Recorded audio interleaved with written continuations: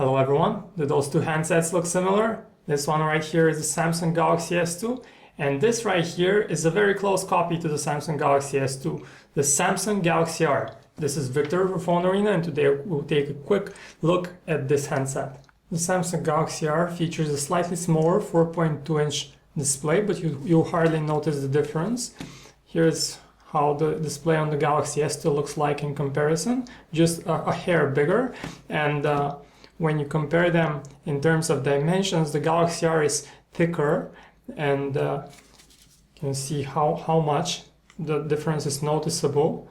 And it's also pretty heavier. The Galaxy R weighs 135 grams, and it has a very sturdy metal body here on the back, and otherwise it's made out of plastic. Overall, it feels very solid. It definitely doesn't have the slim construction of the Galaxy S2, but it has its own appeal. And we have to mention that that's a prototype unit, so the hardware on the final Galaxy R might change. One of the most interesting differences between those two handsets is the type of screen they're using, and here you can see the difference between a Super AMOLED Plus screen on the Galaxy S2 and the LCD display, Super LCD display on the Galaxy R.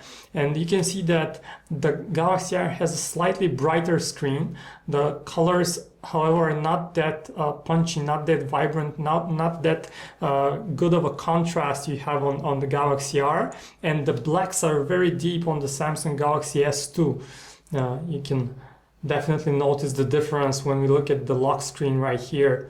Except for that, the Samsung Galaxy R comes with a dual-core chip as well, but it's an NVIDIA Tegra 2 chip, not the Samsung's own Exynos chip it used in the Galaxy S2. Probably the biggest difference between those two handsets is in the camera. The Galaxy R right here uses a 5-megapixel autofocus camera with a single LED flash, and that's a downgrade in comparison to the Samsung Galaxy S2, which uses an 8-megapixel camera. The camera on the Galaxy R is only capable of recording 720p HD videos, while here we have Full HD 1080p videos, which is quite a difference. And in order to give you a better idea about the color difference between a Super LCD, Super AMOLED Plus display on the Galaxy S2 and the Super LCD display on the Galaxy R, you can notice the difference between the blacks here on the Galaxy S2 and the blacks here on the Galaxy R. The wallpaper is slightly different, but the depth of the blacks is definitely more well pronounced on the Galaxy S2. Except for that though, the LCD screen has very natural colors which are not that exaggerated, but on the downside not that punchy and contrasty as they look on the S2. And on the software side, here we have Android Gingerbread version 2.3.3, and that's how it looks straight from the lock screen. We have this moving pane around here that shows you information about missed calls, messages, or anything like that if you have some, and here we don't have any, so we'll skip right into the interface. And it's skinned with the Touchwiz Ui 4.0, the latest version of Samsung's Touchwiz. And the first thing that you'll notice here is the drop down, which has 5 additional icons. You also have a lot of tweaks in the home screen. You can use multi-touch to get an overview of all your panes, and here you see all your home screens, which here we have 7, that's the maximum amount, and you can just hold that dot right here and quickly scroll between them. This allows you to really quickly move between home panes. Except for that, you see that the icons have slightly changed on the Galaxy R, but we have the familiar 4 hubs: the music, game, readers, and social hub, which we'll take a closer look at in a second. And other features include the standard Google suite of applications. We have the very rich Gmail application supporting threaded conversations and displaying your emails and messages in a very nice way. Except for that, you have the gallery, YouTube, Maps in its latest version, and we have the a version of the Android market which hasn't yet been updated to the latest possible. So you have the standard look of your market, the greenish market right here with games, apps, and all those sections. Long hold any blank space in the menu and you're brought to the widgets menu. You can add widgets, shortcuts, folders, and wallpapers, and that's how the widgets look like.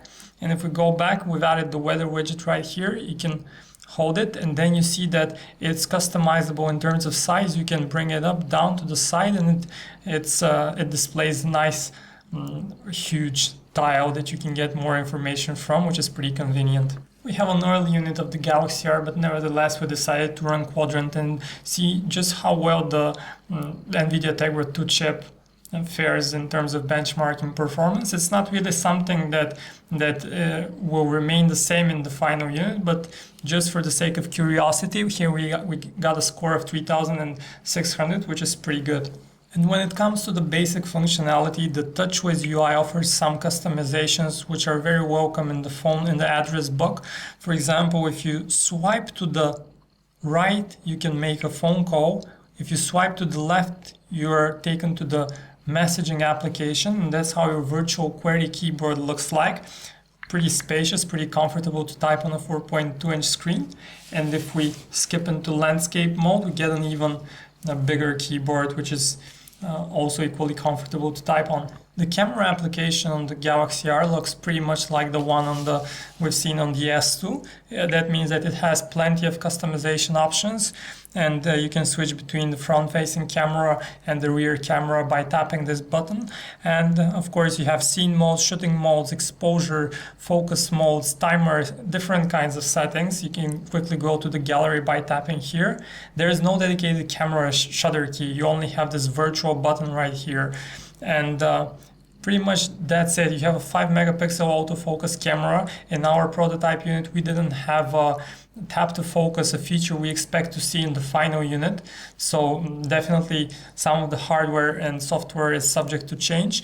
And if we go into the camcorder, you have a set of similar options. That's how the menu looks like. And that's what you get in terms of customizations. One thing you might keep in consideration is the fact that the 5-megapixel camera on the back of the device only shoots 720p HD videos, unlike the Full HD video capture of the Galaxy S2. Other applications included in the main menu are of course the option for voice commands. You can also edit your videos and pictures, and in terms of media playback, the Galaxy R seamlessly played back files in both DivX, XVID encoding, and it also played MPEG files, and here we have an MPEG file with a pretty standard resolution. That's how the video player looks like. We have the missing link for 20,000 That's as loud as the device gets, which is pretty good. One of the best things about having a dual-core chip in your handset is browsing, and on the Galaxy R here you have a very nice seamless experience when it comes to browser, which supports the browser supports both multi-touch and double tap to zoom in and out, which works just great, no problems whatsoever. It's a pleasure viewing content on the 4.2-inch screen right here. The browser also supports Flash, and we didn't have any problems playing back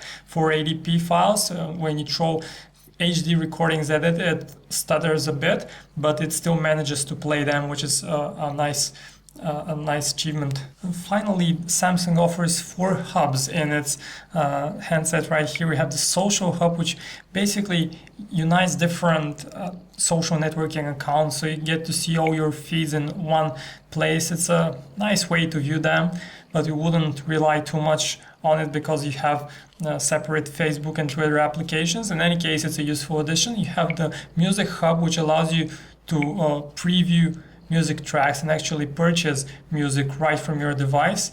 It loads slow here, but just in a second, here we go. That's how it looks like, a very visually appealing, nice user interface.